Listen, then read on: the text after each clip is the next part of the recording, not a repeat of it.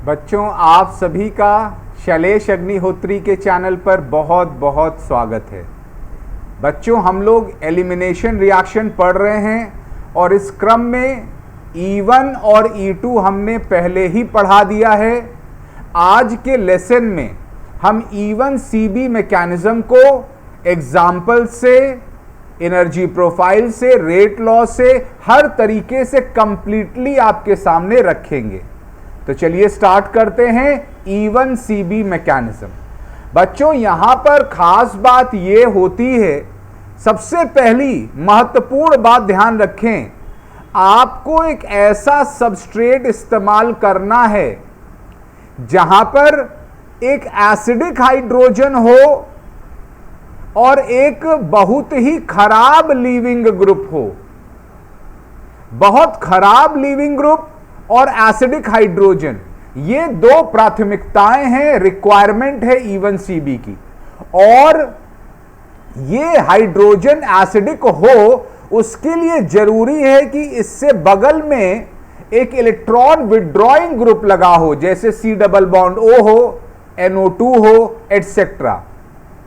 और इसमें जो पहला स्टेप बच्चों होता है, वो होता है आपका जो सबस्ट्रेट है वो बेस के साथ एसिड बेस रिएक्शन देता है। ये पहला स्टेप है।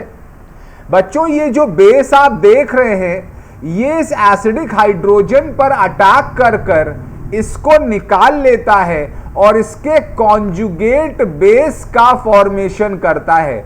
बच्चों, ये जो मैकेनिज्म है, इसका नाम भी इसी पर आधारित है, E1 CB। उसमें जो CB है बच्चों, वो कॉन्जुगेट बेस को रेफर करता है, जो आप देख सकते हैं पहले स्टेप के माध्यम से बनता है। और बच्चों, ये एसिडिक हाइड्रोजन निकलने के बाद यहां जो नेगेटिव चार्ज आया है, वो स्टेबिलाइज्ड होता है बच्चों इस इलेक्ट्रॉन विड्रॉइंग ग्रुप से, क्योंकि इलेक्ट्रॉन विड्रॉइंग ग्रुप इस नेगेटिव चार्ज को खींचकर चार्ज को डिस्पर्स करता है। और चाहे नेगेटिव हो चाहे पॉजिटिव हो, अगर आप चार्ज को डिस्पर्स करते हैं तो उससे स्टेबिलिटी बढ़ जाती है।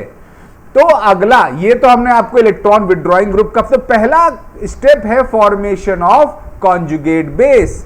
बच्चों, जो अगला स्टेप होता है, अगले स्टेप में यहां पर जो नेगेटिव चार्ज आया है लोन पेयर के साथ, ये फ्लोट करता है और ये लीविंग ग्रुप, जो पुअर लीविंग ग्रुप होता है, जो आसानी से नहीं जाना चाहता है, उसको धीरे धीरे यहां पर दूसरे स्टेप के माध्यम से एक्सपेल किया जाता है। तो ये बच्चों, जो दूसरा स्टेप है, बहुत महत्वपूर्ण हो जाता है कि ये एक स्लो स्टेप होता है। बच्चों, ये स्लो क्यों होता है, इस बात पर विशेष ध्यान दें, क्योंकि लीविंग ग्रुप जाना ही नहीं चाहता। तो जब कोई जाना ही नहीं चाहता है तो उसको ढकेल के बाहर निकालने में समय तो लगेगा ना, वही समय ले रहा है स्टेप 2, और इसीलिए यह स्लो स्टेप है। तो पहला स्टेप बच्चों ध्यान रखें, ये फास्ट स्टेप होता है और रिवर्सिबल होता है। दूसरा स्टेप जो होता है वह स्लो स्टेप होता है। तो ये आपको इंपॉर्टेंट हमने एक आउटलाइन दिया। अगला इंपॉर्टेंट चीज, वही जैसा कि हमने बताया, E1 CB stands for elimination unimolecular. तो बच्चों, कभी इसका फुल फॉर्म पूछे तो इसका फुल फॉर्म है एलिमिनेशन, और 1 से होता है यूनिमॉलिक्यूलर। यूनिमॉलिक्यूलर बच्चों क्यों बोला गया है, जरा इसका पूरा नाम आप पढ़ें, एलिमिनेशन यूनिमॉलिक्यूलर कॉन्जुगेट बेस। अब बच्चों, इसका नाम कैसे यहां पर मैकेनिज्म से सामने आता है आपको बताएं। ये जो स्टेप 2 है, ये रेट डिटरमाइनिंग स्टेप होता है, स्लो होता है, और वहां पर एक ही पार्टिकल इन्वॉल्व है, इसीलिए इसको यूनिमॉलिक्यूलर बोलते हैं। और ये जो यूनिमॉलिक्यूलर एक पार्टिकल है, उससे जो एक्सपल्शन ऑफ लीविंग ग्रुप है, वह कॉन्जुगेट बेस के माध्यम से, कॉन्जुगेट बेस में से आप लीविंग ग्रुप को एक्सपेल कर रहे हैं अपने इंपॉर्टेंट रेट डिटरमाइनिंग स्टेप में। इसीलिए बच्चों इसका नाम पड़ा होता है elimination unimolecular conjugate base. The reaction is unimolecular from the conjugate base of the starting compound, जैसा कि हमने बताया, which in turn is formed by deprotonation of starting compound by suitable base। तो एक बेस के माध्यम से आप पहले स्टेप में कॉन्जुगेट बेस बनाते हैं और इंपॉर्टेंट रेट डिटरमाइनिंग स्टेप में आप इसको एक पुअर लीविंग ग्रुप को एक्सपेल करते हैं उसके कॉन्जुगेट बेस से, और ये यूनिमॉलिक्यूलर स्टेप होता है। ये सारी जो तकनीकी चीजें हैं वो बच्चों इससे जुड़ी होती हैं।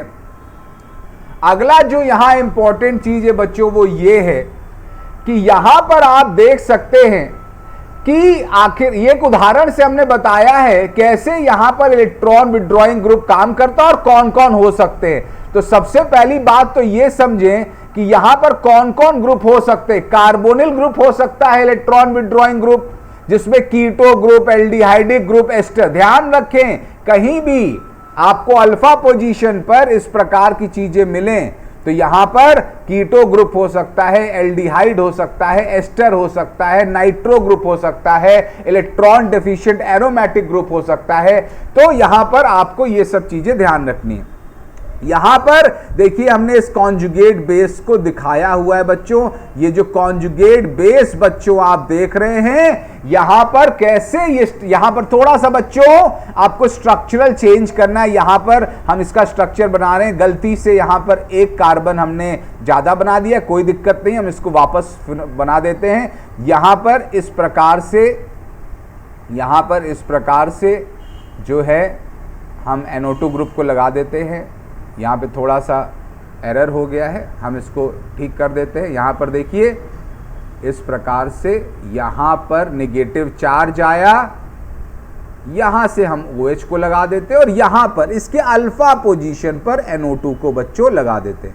यहाँ पर अल्फा पोजीशन, ये देखिए यहाँ पर बच्चों बीटा पर हमने लगा दिया, तो इस डायग्राम को हटा दीजिएगा। ये देखिए इस डायग्राम को अगर आप बच्चों देखें तो ये कॉन्जुगेट बेस है बच्चों। क्या है? कॉन्जुगेट बेस है जो सबस्ट्रेट पर बेस के अटैक से बनाया गया है। यहां पर नेगेटिव चार्ज देखिए इस NO2 से कॉन्जुगेशन में है, और बच्चों ये जो NO2 है ये बहुत स्ट्रॉन्ग इलेक्ट्रॉन विड्रॉइंग ग्रुप है, -I और -M इफेक्ट लगाता है बच्चों। ये आप देख सकते हैं माइनस सिंगल डबल, तो ये नेगेटिव चार्ज या लोन पेयर इधर डायरेक्ट होता है, ये पाई बॉन्ड इधर शिफ्ट होता है, और आप देख सकते हैं किस प्रकार से ये जो कॉन्जुगेट बेस है ये NO2 के मीजोमरिक इफेक्ट या जिसको रेजोनेंस बोल सकते हैं उससे स्टेबलाइज होता है, और अपने इंडक्टिव से तो नेगेटिव चार्ज को खींचता ही है, जिससे इस चार्ज का, नेगेटिव चार्ज का डिस्पर्सल होता है और ये स्टेबलाइज होता है। तो ये इसकी चीजें हैं। अब कुछ बच्चों हम लोग उदाहरण से चीजों को और आगे बढ़ाते हैं। एक सबसे प्रमुख उदाहरण E1CB का मिलता है जब बच्चों हम लोग एल्डिहाइड और कीटोन पढ़ते हैं, तो वहां पर एक बहुत इंपॉर्टेंट सबस्ट्रेट आता है जिसको हम एल्डोल बोलते हैं। बच्चों ये देखो एल्डोल है, यहां पर देख सकते हो एल्डोल है जो बीटा हाइड्रोक्सी कीटो कंपाउंड है। आप देख सकते हैं ये अल्फा, ये हो गया आपका फंक्शनल ग्रुप का कार्बन CHO, ये अल्फा पोजीशन और ये बीटा। तो ये बीटा हाइड्रोक्सी जो कीटो कंपाउंड्स होते हैं या एल्डिहाइड्स होते हैं, ये सारे एल्डोल की कैटेगरी में आते। बच्चों यहां पर E1CB का एक बहुत इंपॉर्टेंट रोल मिलता है। अब आप बात समझें बच्चों, ये हाइड्रोजन एसिडिक है। क्यों एसिडिक है बच्चों? क्योंकि ठीक इसके बगल में एक इलेक्ट्रॉन विड्रॉइंग ग्रुप आपने लगा के रखा है, और ये देखिए OH जो है ये बहुत पुअर लीविंग ग्रुप है बच्चों, क्योंकि ये जो OH माइनस है बहुत पुअर लीविंग ग्रुप है बच्चों, क्योंकि ये एक स्ट्रॉन्ग बेस है। बच्चों आप हमेशा ध्यान रखना इस बात को, जो स्ट्रॉन्ग बेस होते हैं वो बहुत अनस्टेबल होते हैं और इसीलिए वो बाहर निकलना नहीं चाहते, वो नहीं बनना चाहते क्योंकि वो अनस्टेबल होते हैं, बहुत रिएक्टिव होते हैं। इसलिए ये पुअर लीविंग ग्रुप के कैटेगरी में आता है। तो ये इवन सीबी के लिए जो सबस्ट्रेट है बिल्कुल परफेक्ट हो जाता है। अब देखिए पहले स्टेप में यहां पर बच्चों ने बेस भी OH माइनस लिया है, जो एल्डोल में हम लोग लेते हैं NaOH। उसने इस हाइड्रोजन पर हमला किया, अटैक किया, और यहां से इलेक्ट्रॉन इस कार्बन पर आके देखिए बैठ गए। अब बच्चों यहां पर आप ध्यान से देखें, इस स्टेप में जाने के पहले हम आपको बता दें कैसे इलेक्ट्रॉन विड्रॉइंग ग्रुप का रोल है। ये नेगेटिव चार्ज बच्चों कॉन्जुगेशन में है डबल बॉन्ड से, तो अगर ये इधर डिलोकलाइज होगा तो ये पाई बॉन्ड इधर शिफ्ट होगा, और इसका एक बहुत इंपॉर्टेंट स्ट्रक्चर ये, इसीलिए इसको इनोलेट आयन के नाम से भी हम लोग जानते हैं। इसको बच्चों हम लोग इनोलेट आयन के नाम से भी जानते हैं। ये आप देख सकते हैं किस प्रकार से रेजोनेंस स्टेबलाइज्ड है, ठीक है। हालांकि बाद में ये जो स्लो स्टेप है लास्ट वाला, जहां पर एक्सपेल्शन, तो हमने आपको बच्चों पहले ही बताया है, पहला स्टेप बच्चों फास्ट होता है और अगला स्टेप स्लो होता है, क्योंकि OH निकलना नहीं चाहता, इसको धीरे धीरे धक्का मार के निकाला जाता है। ये नेगेटिव चार्ज जब फ्लोट करता है तो OH इलेक्ट्रॉन पेयर के साथ बाहर चला जाता है। आप यहां देख सकते हैं आपको अल्फा बीटा अनसैचुरेटेड अल्की एल्डिहाइड का फॉर्मेशन होता है। तो बच्चों ये आपको कंडेंसेशन प्रोडक्ट फाइनल मिलता है, और ये इवन सीबी मैकेनिज्म होता है। और भी बच्चों बहुत अच्छे उदाहरण है। ये देखिए एक और बहुत अच्छा उदाहरण यहां पर आप देख सकते हैं बच्चों। इस उदाहरण में देखें कि यहां पर आप देखें ये जो कार्बन है अल्फा पोजीशन पर, यहां पर हाइड्रोजन जो है एसिडिक है, क्योंकि ये जो कार्बोनिल ग्रुप लगा है ये -M और -I इफेक्ट से नेगेटिव इंसिपिएंट को, जो नेगेटिव कॉन्जुगेट बेस बनता है, उसको स्टेबलाइज करता है। बच्चों यहां पर आप देख सकते हैं मिथॉक्साइड आयन बेस का काम करते हुए इस अल्फा पोजीशन वाले हाइड्रोजन पर अटैक करता है, और ये फास्ट प्रोसेस के अंतर्गत यहां पर नेगेटिव चार्ज, यहां पर कॉन्जुगेट बेस नेगेटिव चार्ज आप देख सकते हैं, इस प्रकार से एक कॉन्जुगेट बेस का निर्माण हो जाता है। तो जैसे ही वो निकालता है यहां पर बच्चों इस प्रकार से कॉन्जुगेट बेस का निर्माण होता है, जो रेजोनेंस स्टेबलाइज्ड होता है। ये बच्चों जब इधर शिफ्ट करता है तो ये इधर, तो यही वाला हमने स्ट्रक्चर बनाया है। अक्सर आपको वही स्ट्रक्चर बनाना होता है जो सबसे स्टेबल हो। तो नेगेटिव चार्ज ऑक्सीजन पर ज्यादा सूट करता है कार्बन से, तो हम इसीलिए बनाते हैं। अब बच्चों फाइनली क्या होता है कि आप इसको एक ऐसे स्टेप से दिखा सकते हैं, यहां से लोन पेयर या नेगेटिव चार्ज जैसे डिलोकलाइज होता है, माइनस सिंगल डबल, और ये जैसे ऐसे डिलोकलाइज हुआ डबल इधर शिफ्ट कर जाता है, और इस OH को धीरे वाले स्टेप में, स्लो वाले स्टेप में, रेट डिटरमाइनिंग स्टेप में एक्सपेल कर देता है, और फाइनली आपको इस प्रकार से अल्फा बीटा अनसैचुरेटेड कीटो एल्डोल कंडेंसेशन प्रोडक्ट मिल जाता है। तो बच्चों हमने आपको दिखाया, इसके और भी कुछ बहुत अच्छे उदाहरण हम आपको दिखाने वाले हैं। ये देखिए एक और बहुत शानदार उदाहरण यहां आप देख सकते हैं बच्चों। आप देखिए बच्चों, ये जो कार्बन है इससे हाइड्रोजन जो लगा है वो बहुत एसिडिक है। क्यों है? क्योंकि यहां देखिए NO2 ग्रुप जो लगा है ये जबरदस्त -M और -I से जो कॉन्जुगेट बेस ये देखिए बना है उसको स्टेबलाइज करता है। कैसे करता है? ये -M से इसको रेजोनेंस डिलोकलाइज करता है, तो स्टेबल है। तो ये स्टेप पहला वाला फास्ट हुआ। अगले में क्या होता है बच्चों? अगले स्टेप में लीविंग ग्रुप बहुत धीरे धीरे, अब यहां से ये जब चार्ज इधर फ्लो करता है, ये देखिए एक बैड लीविंग ग्रुप है बच्चों, क्योंकि यहां पर OCH3- आप समझिए ये स्ट्रॉन्ग बेस है, बहुत स्ट्रॉन्ग बेस है, क्योंकि यहां पर मिथाइल इलेक्ट्रॉन डोनेट करके नेगेटिव चार्ज को बढ़ा देता है, बेसिसिटी को बढ़ा देता है, और जितना स्ट्रॉन्ग बेस होगा, जितना बेस स्ट्रॉन्ग होगा उतना अनस्टेबल होगा, उतना बैड लिविंग ग्रुप होगा। तो ये देखिए एक और उदाहरण, एक और बहुत ही अच्छा उदाहरण देखिए, ये बहुत शानदार उदाहरण इवन सीबी का। यहां पर देखिए हमने आपको बताया था कि कीटो ग्रुप स्टेबलाइज करता है कॉन्जुगेट बेस को, एल्डिहाइडिक ग्रुप, नाइट्रो ग्रुप, और एरोमेटिक रिंग वाला ये उदाहरण है कैसे एरोमेटिक रिंग कॉन्जुगेट बेस को बहुत स्टेबलाइज करती है, और इसीलिए ये इवन सीबी का परफेक्ट सबस्ट्रेट होता है। यहां पर अगेन हमने मिथॉक्साइड बेस का इस्तेमाल किया है और ये इस पोजीशन पर हाइड्रोजन पर अटैक करता है। और ये देखो बच्चों, जो कॉन्जुगेट बेस बनता है, यहां जो नेगेटिव चार्ज आया कॉन्जुगेट बेस, ये स्टेबलाइज होता है। देखो दो दो बेंजीन रिंग से स्टेबलाइज है। कैसे? Minus single double single double single double, minus single double single double single double, दो दो रिंग में डिलोकलाइज है। तो क्या ये नेगेटिव चार्ज नहीं बनाओगे? अरे बिल्कुल बनाओगे, बहुत स्टेबल कॉन्जुगेट बेस है। और फिर ये पहला स्टेप बच्चों, जो पहला स्टेप होता है हमने आपको पहले ही बताया, फास्ट होता है। अगला स्लो जो स्टेप होता है बच्चों, वहां धीरे से ये चार्ज डिलोकलाइज होता है और यहां पर बेकार सा जो लिविंग ग्रुप है OH माइनस, जो बहुत स्ट्रॉन्ग बेस है, अनस्टेबल है, ये धीरे धीरे निकल जाता है। तो ये बच्चे हमने आपको एक और देखिए बहुत शानदार उदाहरण यहां पर बताया।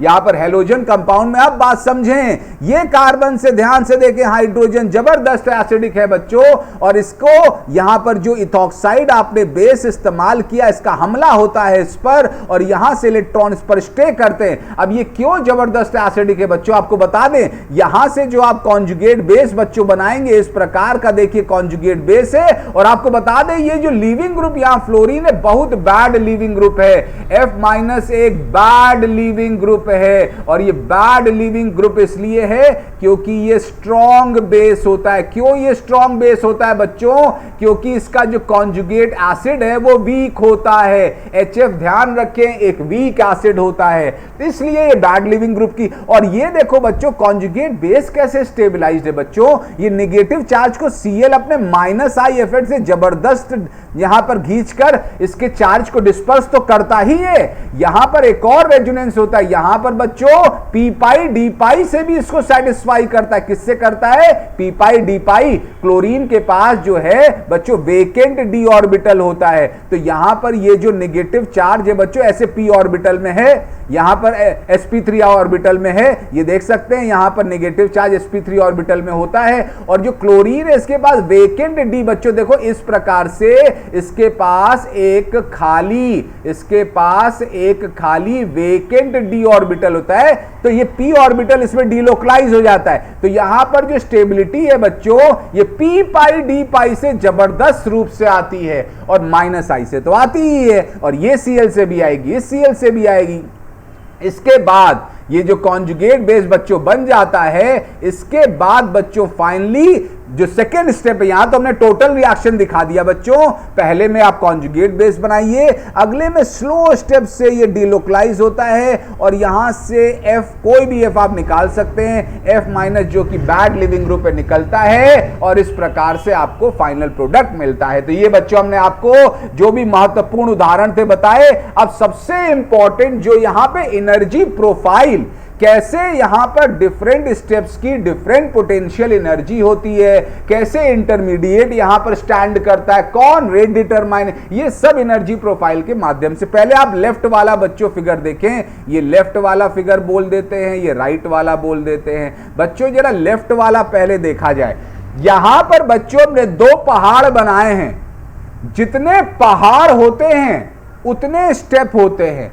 तो यहां पर जो हमने दो सक्सेसिव पहाड़ दिखाए हैं, इसका मतलब इस मैकेनिज्म में बच्चों दो स्टेप होगा। आप पहले स्टेप को देखो, ये देखो बच्चों, ये पहला स्टेप रहा आपका, ये स्टेप पहला रहा और ये स्टेप दूसरा रहा। जरा पहाड़ की ऊंचाई तो देखो, पहले स्टेप का जो पहाड़ है बच्चों वो कितना कम ऊंचा है, और जितना कम ऊंचा पहाड़ होगा बच्चों उतना रिएक्शन फास्ट होगा, क्योंकि आपको चढ़ना कम रहेगा, जल्दी जल्दी चढ़ जाएंगे। और दूसरा पहाड़ जबरदस्त बड़ा है, इसका मतलब इसको चढ़ने में हालत खराब हो जाएगी, बहुत धीरे धीरे चढ़ेंगे। इसीलिए बोलते हैं कि जो पहला स्टेप होता है, ये जो पहला स्टेप होता है वो फास्ट होता है और दूसरा चढ़ने में हालत खराब हो जाएगी, तो ये क्या होता है? स्लो होता है। बच्चों ये जो पहाड़ की ऊंचाई होती है ना, इसको बोलते हैं एनर्जी ऑफ एक्टिवेशन। जिस स्टेप की एनर्जी ऑफ एक्टिवेशन ज्यादा होती है उसको पार करना बहुत कठिन और धीरे करते हैं, इस बात को आप ध्यान रखें। अब बच्चों बीच में कौन स्टैंड करता है?